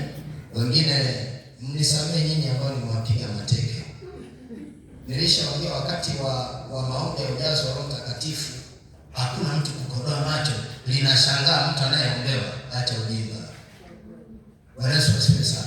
Wakati wa ujazo wa Roho Mtakatifu kila mtu amefunga macho, anasubiri ile ahadi. Sasa nyinyi ambao mnafungua macho mnakodolea watu macho, ni kama mnaroga. Sasa muombaji anaanza kuomba, anashangaa vitu vinachungulia wengine. Alisema majibu haya Biblia, wakati ujao tukianza kuomba maombi, ukiona mtu amekodoa macho, toa nje, atoke nje. Sisi tuendelee na maombi, tunamfungia nje aende kukaa nje. Na ukitoka nje hamna kutembea, simama pale pale mlangoni. Bwana Yesu asifiwe. Naongea niko serious. Ukifanya ukienda tu kutembea, walishe siku 3. Na inawezekana. Bwana Yesu asifiwe sana. Inawezekana. Na kwa sababu mimi mwenyewe nilishakuambia watu wafanye hivyo na ilitokea. Kwa hata hapa nitasema haya, wewe unachungulia wenzako, fukuza nje, nisimame pale. Nikisha simama pale, nikodolee pale na nigeti. Nakodolea macho wakati tunaomba. Sikulie tena. Bwana Yesu asifiwe sana. Siku moja utakodoa macho afu nitakwambia Bwana, shika maiki sasa wewe ufanye hiyo huduma. Uone kama ni kazi rahisi. Bwana Yesu asifiwe sana. Ya tusikatishane tamaa. Mgeni anapokuja, fuata unachoelekezwa. Sawa tumishi wa Mungu? Mimi ya kwangu roho yangu saizi iko safi kwa sababu nimesema kile ambacho kilikuwa kinaniumiza. Na sitaki kumsema mtu pembeni. Nasema hapa ili niwe na amani na wale waliokuwa wamekodoa macho wawe na amani. Lakini hamna kukodoa macho wakati wa maombi. Na wakati wa maombi watoto hamna kwenda kunywa maji. Marufuku, tulishapiga marufuku na hiyo ni marufuku na marufuku. Bwana Yesu asifiwe. Amina. Biblia wakati wa maombi nitakuomba unasimama pale nyuma, unabubujika huko unachungulia. Unanena kwa lugha huko unachungulia, na analeta vurugu. Akileta vurugu piga kofi, atoke nje. Atumtaki. Bwana Yesu asifiwe sana. Haya, wangapi wamebarikiwa na kujazwa Roho Mtakatifu? Mpige Yesu makofi. Mimi ni mkali lakini ni mpole kuliko ukali. Yaani mimi ni mpole kuliko ukali. Ile nikikuonyesha kwamba ni mkali, utaniona bwana mimi mkali. Bwana Yesu asifiwe sana. Asante. Kuna tangazo limesaulika. Tangazo mimi niliahidi viti 10. Niliahidi viti 10, si ndio? Niliahidi viti 10, lakini kwa neema ya Mungu naendelea kupunguza vichache.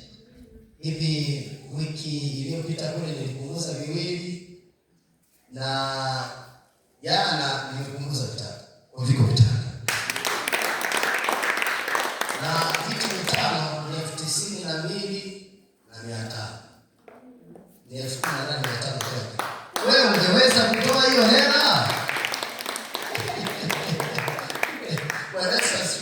Sasa kwa sababu leo ni siku ya Pentekoste na Roho Mtakatifu ameshuka na Roho Mtakatifu anaongea ndani ya watu, basi sasa niseme hivi, jamani, kila mmoja kwenye ibada aje na kiti chake. Mchungaji anasema mchungaji kachanganyikiwa. Sawa, nimechanganyikiwa. Unasema sijitambui. Lakini nasema hivi, kila mmoja hapa inabidi achangie kiti hiki. Kiti hiki. Kimoja, lakini wale wanaoomba zaidi bwana ndio mtengea 10 haina shida.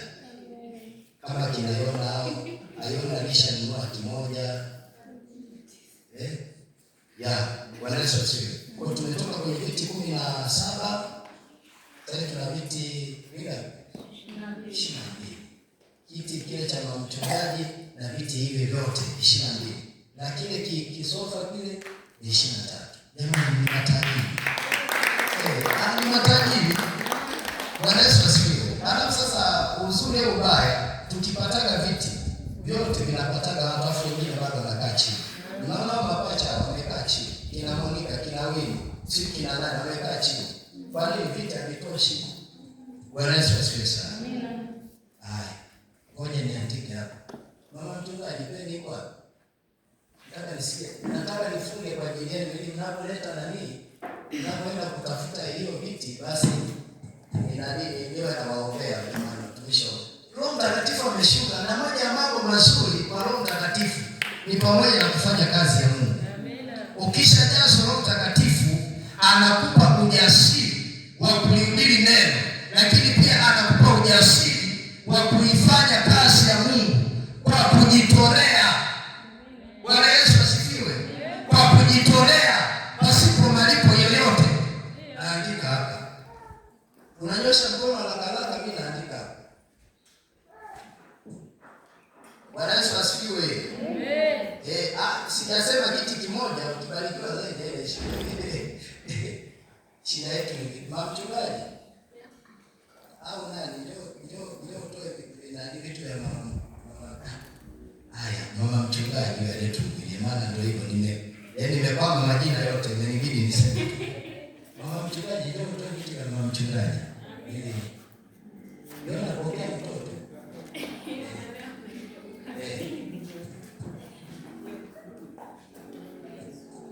Jamani, mimi nimebakiza viti 5 kukamilisha ahadi yangu.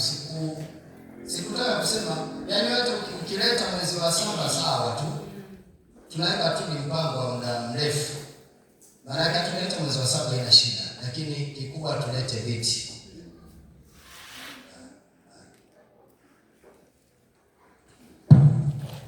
Bwana Yesu asifiwe.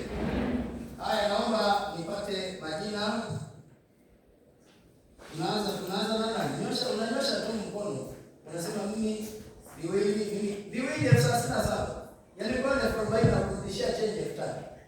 Nafuata mwenyewe na usafiri. Wala hamna kutoa nauli. Bwana Yesu asifiwe. Haya. Twende hapo nani? Christina Mdimwa.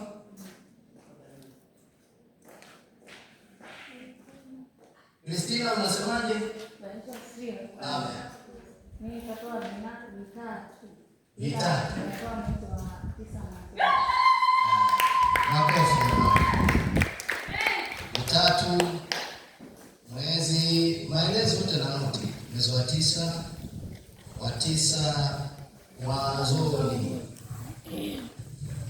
mwanzoni. Mwingine usikimbize Biblia, nataka naye aseme. Atakwambia. Jamani, ningetuambia tu. Sio sana. Basi tunatumia message iko hapa na isome. Amina. Mwingine. Yona. Hiki ni ngapi?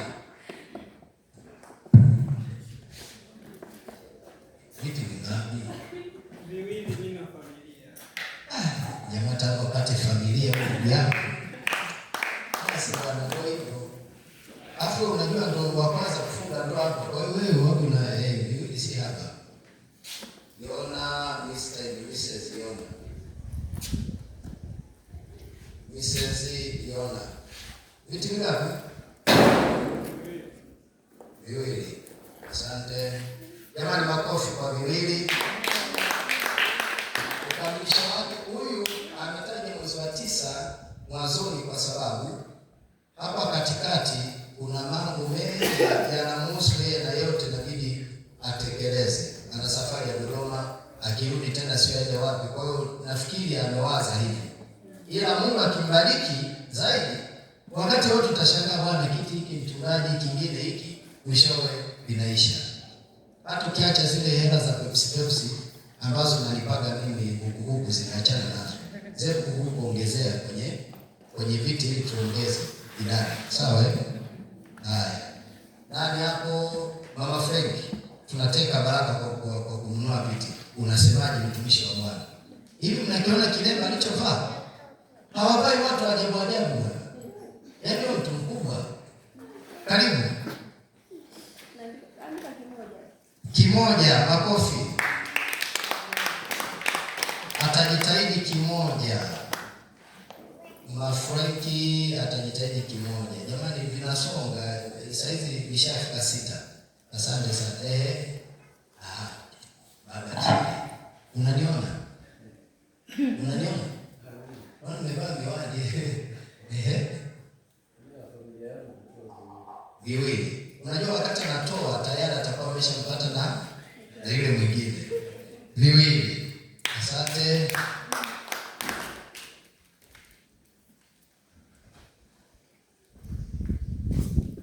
Yule ulimnua Bwana Biblia. Ulimnua 35. Sasa 38. Sasa kweli dunia, mtumishi wa Mungu, utashinda kuchangia kiti. Sio kwa kumbana baba, zile ambazo ulikuwa unatuza mpaka kununua Biblia 38. Jamani, huyo kijana alinunua Biblia na tezi. Jumla ametumia sio shilingi ngapi? Simama wakuone bwana wageni hawakujui. Hapo. Piga makofi hata hivi. Wewe ungeweza, mbona huna? Mbona hata Biblia 25 huna?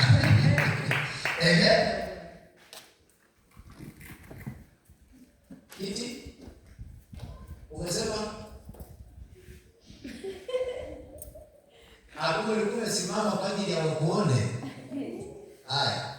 Sasa nyinyi watoto mkiunganisha na Lori sijui nani Winnie, Frankie. Haya. Tokeni hapo nje mkajadili haraka. Kile kikundi chenu kile mkajadili haraka. Mjue mnatoa nani vitu vingapi. Wewe simameni haraka. Neema, Frankie, Sara, Monica, Lori. Wewe hapo kwa Mashahia, nawe simama. Wewe na mtoto wako. Hapo tunawaona, nendeni nje. Jadilini kama dakika 2 afu rudini hapa mrejesheni majibu. Sasa nani amebaki? Kijana wa Yesu. Wewe bwana wewe. Hawa walitakaga kunifanyia surprise. Kununua viti kwa surprise. Lakini sasa kila walikuwa wanafanya surprise, walikuwa wanashinda. Bwana Yesu asifiwe. Kijana wa Yesu, wewe utatoa viti vingapi?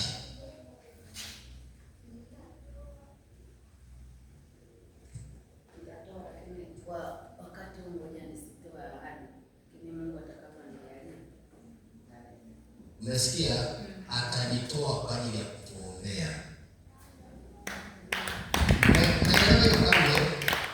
Atatoa, lakini kwa sasa siseme, maana yake yeye ni muombaji, anaomba sidini na Mungu. Na Mungu atakupa cha kusema sasa. Tunasubiri tu. Haya. Sasa shemeji yangu wewe, unanitania umeniambia shemeji yangu kaniambia sasa ni Chadema au ni jamani, viwili mwezi wa 7 na hapa katikati kidogo na safari hapo. Viwili mwezi wa 7. Jamani, siku hizi naogopa kuwapamba wageni. Si mnaelewa kilichotokea kwa bwana Miwani yule? Nilimpamba jamaa kaokoka 20,000.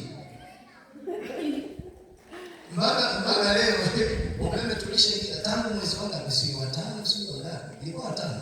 Tarehe 20 kitu. Tunafanya process za umeme. lakini mpaka leo ile hela hajaikuja 20,000 ina mwaka saizi. Kwa saizi kuwapamba wageni kwa kweli sitaki. Amen. Tumaini shemeji. Haya, viti viwili.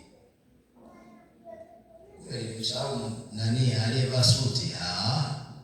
Baba wa suti. Mwenyekiti, jamani, ndio mwenyekiti wetu wa ujenzi hapa kanisani. Ukiona mambo hapa yanaenda safi, basi usemaje nyuma kuna mwenyekiti anayetuhamasisha tufanye jambo.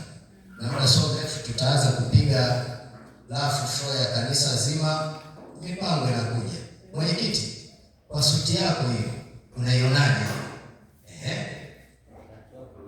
Atatoa viti viwili. Pigeni makofi.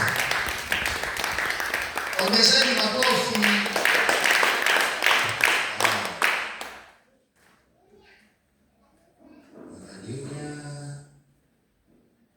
Unajua viti viwili. Viti viwili. Haya. 5, 6, 7, 8, 9, 10, 11, 12. Na vile vya kwangu vitano. Yaani manake mimi niliahidi 10. Sawa? Manake mimi niliahidi 10. Kwa hapa bado nadaiwa viti vingapi? 5. Lakini Mungu akinipa neema zaidi, naweza nikaleta hata 15. Si bora niache kula mradi huku mambo yaende safi. Yaani natamani siku tunaweka viti hapo afu vingine tumevipanga pembeni vinatuangalia. Hiyo ndio uzuri. Bwana Yesu asifiwe. Haya. Mhubiri wetu sasa naye aseme neno. Atatoa vitano. Yeye anasema mchungaji, nataka pale pale ulipo na mimi nataka niteke baraka pale pale. Makofi mengine. Vitano, asante sana. Yaani na viti saizi vinapanda bei kweli kweli. Unaona hivi viti bwana, itabidi tufuate na kule tulikofuata speaker kwa kule.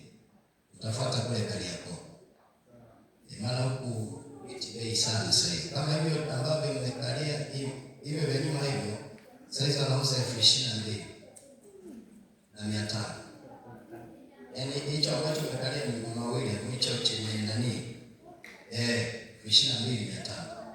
Alafu kama hicho kinauza 25,000 mpaka 26,500. Bwana Yesu asifiwe. Sasa kipindi hicho tunanunua kile kilikuwa ni 20,000, alafu hiyo hapo hiyo ndio ilikuwa 18,500. Sasa hivi 18,500 ni hicho hapo hicho ambacho amekalia dada Magi. Hicho hapo hicho. Bwana Yesu asifiwe.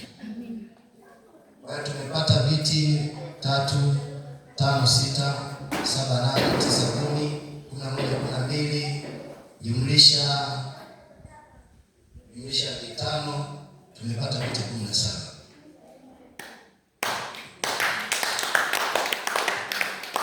Kwa 17 jumlisha na vile vyao vitano. Maanake vitano jumla inakuwa vingapi? 22. 22 jumlisha 22. 40. Piga makofi sishana. 40 ni viti. Nitafurahi sana nikija. Mungu awasaidie mpate hivi viti, mvilete kwa wakati. Kuna mtu mmoja alituahidi hapa, siku hiyo alihubiri ujumbe fulani, basi akakutana na kila kijana wa Yesu wanajua kushangilia mahubiri ya mwinjilisti. Yule jamaa alikuwa anatamani hata afike kule kwenye kenchi. Alikuwa anaruka. Baadaye alikuwa na hao wanasema, yule bwana akaanza kusema, mimi hapa naahidi naleta viti Kenta, naleta na Kenta kanisa zima, sema amen. Watu sema amen. Sasa nina drums kule kanisani, ni mbovu lakini tutawaletea kwa mnapiga. Tukasema amen. Akasema nitaleta na kinanda. Alafu picha nikaanza, tunakuja na bonge la kongamano kubwa. Sema amina. Tukasema amina. Alafu na kitambi huyo, yaani anapoongea anashawishi aliishi kwamba kweli ataleta. Sasa kina mawili wakaanza amina wamama si unajua tena wanamshangilia. Basi yule bwana kalewa sifa akasema sasa ninampigia katibu wangu halafu atafanya mambo hivi. Ijumaa tunakuja.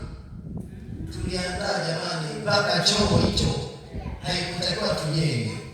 Tukaenda kukopa simenti, tukakopa matofali, tujenge wageni wafike, kuna ofisi. Kesho yake yule bwana yeye aliniambia kanisa lake ni kubwa afu ni matajiri. Kesho yake ananipigia simu, tuko na mke wangu, tuko tunaenda Gongo la Mboto kwa aunti. Akasemaje? Sasa mchungaji, naelekea kwenye kikao, naomba nikope 10,000. Nikamwambia bwana wewe, acha kunitania bwana. Unaona kupaja 10,000 mtu mkubwa? Mimi 10,000 bwana ninayo lakini sikupi. Baka yule bwana anaogopa hata kuongea na mimi. Aliahidi uongo. Jamani, tunahubiri hapa afu watu wakapokea. Jamani bwana ruka bwana. Na kitambi ngoja nitaivile ile nani bwana tuliweka garani nitaivile ni siku gani nitawaonyesha ni kibonge kweli kweli. Alafu ni bachelor. Bwana Yesu asifiwe sana. Yona ulikuwepo? Alikuwepo mama William, alikuwepo Ejo, alikuwepo na mama Lea. Sina mwingine nani?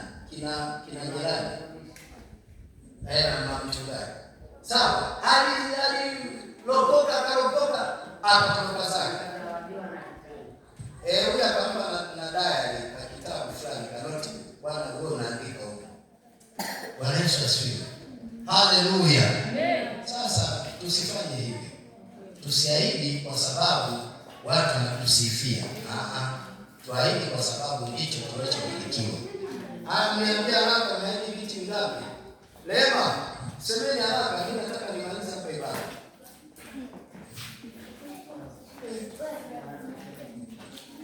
Mwenyekiti wa kikao nani? Kitu gani? Viti sina. 8,100. Ndio mtajaji 8,100. Jamani wapigeni makofi. Sasa kwenye 8,100 dola imetoa shilingi. Kasema 2,000. 2,000. Haya muongezeni 3,000 ili atoe 5,000. Sawa dola atatoa 5,000 sio 2,000. Umeandika ametaja 2,000. Dola tunataja 20,000 huko. Asante. Naomba tusimame niailishe ibada.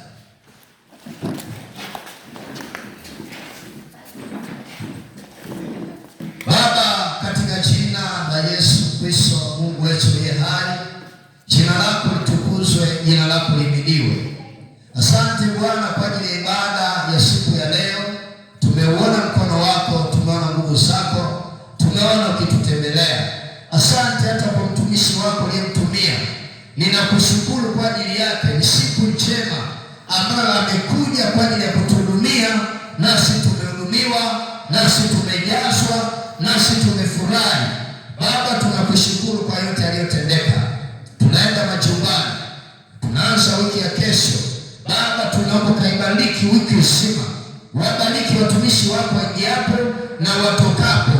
Bwana, ufanyike baraka kwao. Kila wanachokifanya kikafanyike kwa mapenzi yako, kikafanyike kwa kibali chako, katika jina la Yesu. Wengine wanapanda vyombo vya moto, Baba ninaomba watetee na kuwafunika, wafike salama majumbani mwao. Baba, nimeomba haya nikiamini Bwana wewe ni nguvu yetu, katika jina la Baba, Mwana na Roho Mtakatifu. Wote tuseme amen. Mungu abariki. Naomba twende kwa amani ya Bwana. Karibuni sana nyumbani. Wageni wako nyumbani. Kwa ukitaka kupiga nao story, wapo pale nyumbani. Karibuni sana.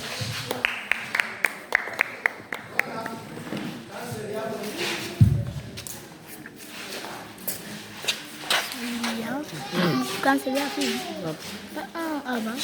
Aba.